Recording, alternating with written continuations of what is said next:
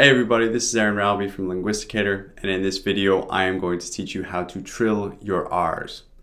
Trilling R's is a skill that can be learned. Anyone can do it. You just need to know physically how to do it.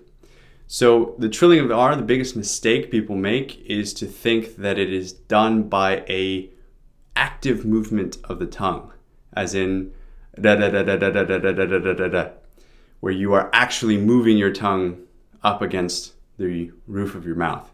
That is not true. It is more like a flag flapping in the wind. Your tongue is just flesh, and you need to let it be just completely lifeless. So put no tension in the tongue whatsoever. It needs to be completely relaxed. And the tongue, the sound is made by a stream of airflow going over the tip of the tongue as it is being lifted up against the roof of the mouth. A very common mistake as well is about the positioning of the tongue. So if you try and trill an American R, as in the R, the tip of the tongue is too far back. It is on the alveolar ridge, or even sometimes behind that, because we have a retroflex R. So you cannot trill, if you say trill, you cannot trill an American R. You cannot trill it. And one of the problems there as well is that our T is further back in the mouth as well. So we say trill. It's almost like a ch. Trill. So in order to trill your R, the T actually has to be more of a dental sound. It has to be farther forward in the mouth, and the tongue then needs to go up against the ridge behind the teeth. So to work on trilling your R's, the first thing to do, step one, is to establish an airflow. So you want to establish a stream of air that you can then play with your tongue and figure out what works to get the trilling sound. The best way to do this, I have found, is to make a f sound, an F sound, because it restricts the airflow, but there is still airflow coming out of your mouth. So it is restricted, which is what you want, and then you can flick your tongue up into this airflow. So the first step is to establish the airflow. The second step is to then take your completely relaxed tongue and stick the tip, flick it up onto the ridge right behind your teeth. And you can kind of push it up and forward rather than just kind of flicking it back, right? So an American R is retroflex, so we turn our tongue back. You don't want to do that. The tongue, rather than, if this is the tongue, right? The American R kind of curls it back. For a trilled R, you want it sort of flat. You want it to go like that, so then the air can go over it.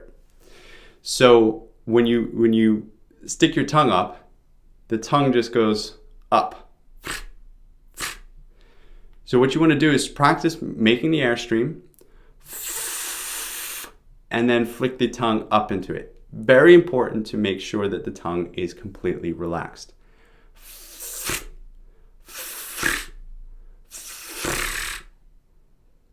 And all you need to then do is add voicing to turn this into a trilled R.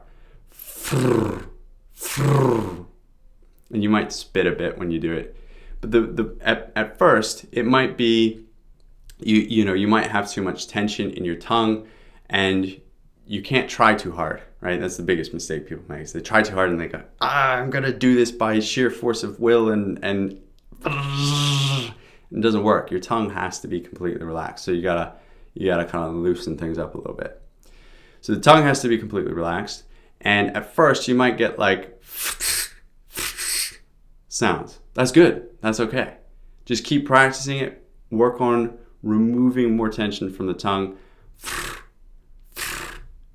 And then what'll happen is once you start being able to get this flapping of the tongue against the ridge of the mouth, over time, as you practice, you can then begin to separate this element of the movement from the f and flicking and everything else, and you end up with just being able to trill the actual R. So rather than needing to go frr, you can just go rrr, because you understand how to create the airflow that goes over the tongue in the right way that will create the vibration.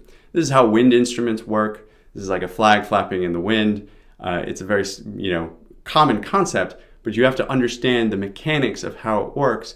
And then it's just a matter of you have to create an airflow and practice putting your tongue up into it in different positions. Again, make sure that it's not curled back. If you're curling it back, then that one puts tension in there. And two, if you think about if you had a wind scoop, scoop in the wind, it's not gonna push down, right? You want it to be, sort of streamlined like the wing of an airplane, so that it can go back up and hit against the ridge right behind your teeth.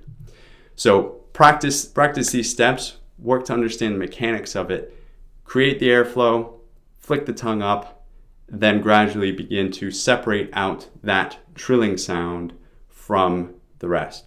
And remember, the only thing you need to do once you have a is then add voicing to make it an R sound. So that's how you trill your R's, and that's how you can trill your R's. If you have trouble with it, it takes practice, but you can do it.